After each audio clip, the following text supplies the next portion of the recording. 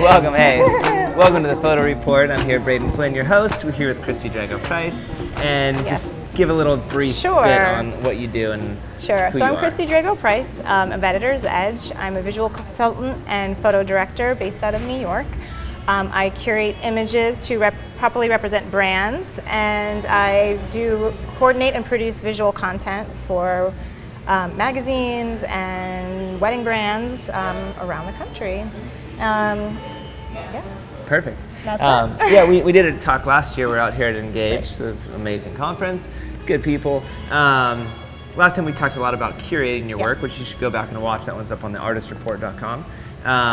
But today I want to talk just a little bit about the idea of imitation. Yes. You know, and what that, like, because generally I would say there's always that little bit when you're first starting out that, like, yeah, at a certain point you have to imitate a bit to, like, learn what your style actually is. Right. But can you just talk a little bit about that? Yeah, so I work a lot with photographers, and specifically wedding photographers, helping to critique and curate their brands. And one of the things that I often see, and it's tough because I understand there's a lot of education, and I'm all into education for sure. You should always be learning. There's a lot of workshops that are out there in the space right now, and it's hard for somebody that's starting and that's new. They're constantly seeing images from Instagram and Facebook and things like that, to all of a sudden their work becomes imitation. It might be subconsciously, they might not even realize it. So it's all of a sudden you're not really representing your brand, you're representing somebody else's brand. And to find that brand, right? How do you find what you want to be showing? Because what you're going to be putting out there is what you're going to get back for sure. Side note, I have this whole thing called the blonde updo effect. Oh. I don't know if you know about this. No. So I coined this term, and I will link you. So I'm a photographer as well, and on my card I have this beautiful model who got married, and she has a blonde updo. And I started realizing year after year I was booking at least 2 to 3 beautiful girls with blonde updos. And I realized, oh, they are seeing this image and saying, oh, subconsciously realizing, connecting with that, because I put that out there, that's what I'm getting back. Yeah. So think about your blonde updo effect and what is the image that you would be putting out there for your brand. Back to imitation, sorry, sidetracked, but I thought it was a cool thing, Totally. right? Is to be inspired by things outside of your wedding space. So if you're a wedding photographer, one of my biggest thing is do not look at other wedding photographers. Do not look at blogs. Do not look at all of that stuff, because it sort of secretly seeps into your brain and you start imitating and you start looking like everybody else. Get inspired by photography that is outside of what you are doing. So street photography. If you need a little work on your details, look at Bon Appetit is like one of my favorite magazines. So well done, so well curated.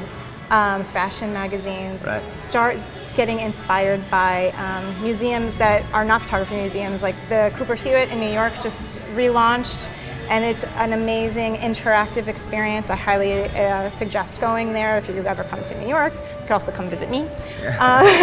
Come say hi, we'll go get coffee. But just getting inspired by other elements will keep that imitation away, and you'll start to find yourself again. Yeah. Does that make sense? Totally, yeah. I mean, so let's say I'm a young, newer photographer that's wanting to have original work. I think people would probably say I don't want to copy, but then it's really easy, I think, if you are looking at other people's work, to see that and, like, oh man, I want to make images like that. I mean, how do you create original content? How do you create original content? That is a good question. I mean, in the beginning, if you're starting out and you're learning photography, right? I think imitation is okay. It's sort of a learning tool to understand. So cut yourself some slack. If you're a newer person, don't think that you need to be the Beatles and reinvent the wheel or anything like that. Like, you need to start out slow. But you're in it, 5 years, that kind of stuff. You really shouldn't be being like everybody else. Right. You really need to start focusing back of why you love photography. Why did you get into photography? One of my other favorite things to talk about is what did your wall look like when you were in high school, right? So that is a big thing, goes back to like sort of your origin story a little bit of how you got into photography and your first images that you always wanted to look at. So for me, I was really into fashion. I had, and showing my age, I had Calvin Klein, Kate Moss pictures up on my walls. I had River Phoenix pictures up on my wall. But I also had street photographers up there. It was a really crazy mix of all these things that I was into. Right. So look back, create another wall for yourself of images. For right now, I have Sally Mann up on my wall. I love her work, and she's just is doing this big book and everything like that. But turn your office wall back into your high school wall and start pulling inspiration out again of photography, wallpaper, textures, anything that color palettes, all that kind of stuff to start visually inspiring. You want that sort of subconsciously seeping your brain, not everybody else's stuff. So it'll sort of, I don't know if that answered exactly the question, but it's a tip. Yeah, there you go. Yeah, I mean, it is. It's one of those things that's hard. And I think, do you get into people talking about like, how do I find my voice? That sort of thing? Like when someone is like asking you about that, and how do you, what's something that you might respond with? Well, I think it's interesting, specifically in the wedding space. There's not a lot of place to go for good critique, and a commercial photographer or an editorial photographer has an agent, or they have an art director or art buyer or an editor that's constantly looking at their work and giving them feedback. In the wedding space, like a bride might look, but they're not going to really give their honest opinions. You have your friends and that kind of stuff. But you sort of need that honest critique. And what's different also is there's a lot of people that are self-taught right now, which is great. I think everybody should have second careers, and I think it's great. Again, education is key. But they're not used to, like I come from an art school background, so they don't understand how a critique runs or what it is.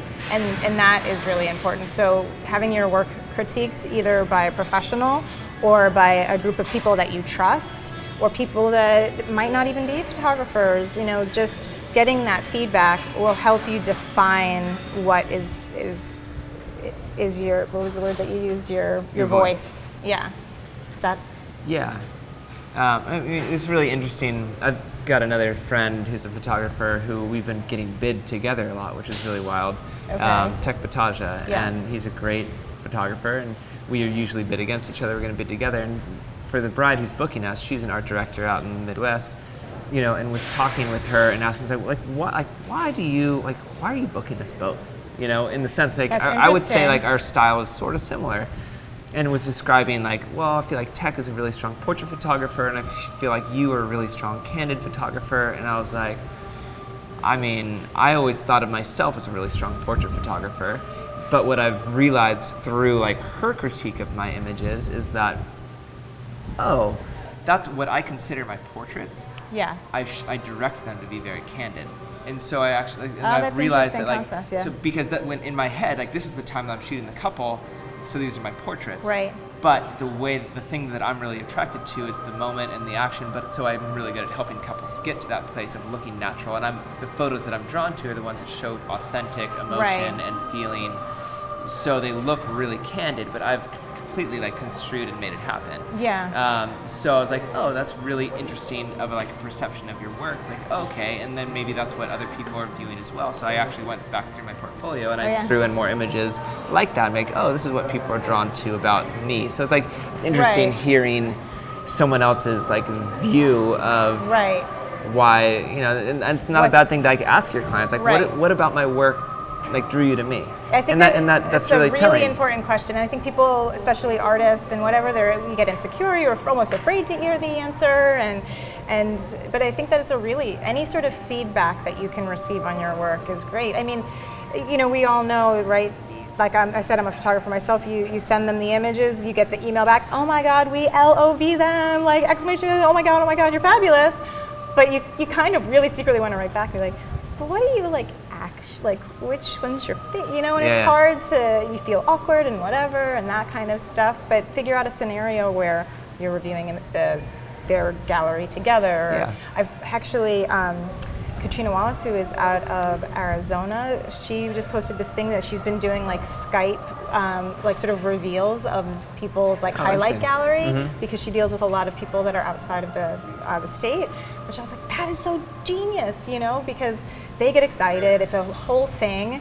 And, you know, for people that don't have studios that you have to come to and all that kind of stuff, but it gives you that feedback. You get to see their face, and you get to, you know, like that's why we make images, right? We want what people are the experience and that kind of stuff. So. How neat. Well, what's like a common struggle you're feeling photographers are having, like coming to you, and like what's something that keeps getting brought up? Well, I think like you said, figuring out their voice or redefining their voice. I work with a lot of photographers that have been in it for a little longer, maybe 10, 15 years, and they kind of feel like they might have lost themselves a little bit. So helping people kind of fall in love with photography again. Which it happens, you know, life happens, business happens, all that kind of stuff. So a lot of that we had talked about. The other thing that I often talk about is like the linen closet effect, where people are just like shoving stuff all over the place and they need to curate and organize their work. That's a big issue. Well, fun. Yeah, thanks so much. So if people want to find more about your work and just how, like if you want someone to curate your work or like look through your portfolio and be a strong critique, like where. Sure, so you can find me at Editor's Edge, which is www.editors-edge.com, and my Instagram is KDrago-Price, KDragoPrice. There's a lot of photos of my kids on there, so I'll warn you. Hashtag Style and Simon and hashtag Mad Street Style. Who are my kids? They have hashtags because you know they're cool. But yeah, that's how you find me. Cool. Well, thanks so much. Like super good advice. That whole element of just being like curating your work is so important. Right. And just really that idea of what you put out there is what you're going to draw back. But two is like getting to that place of really learning how to take your work and make it you versus somebody else's. And also, you know, getting inspiration from outside of your normal venues and wedding space and things like that to inspire you, so you're not imitating, you're creating your own work. Love it. Cool. Thank you Great. so much. Thanks, Braedon. Have a lot of fun. Yeah.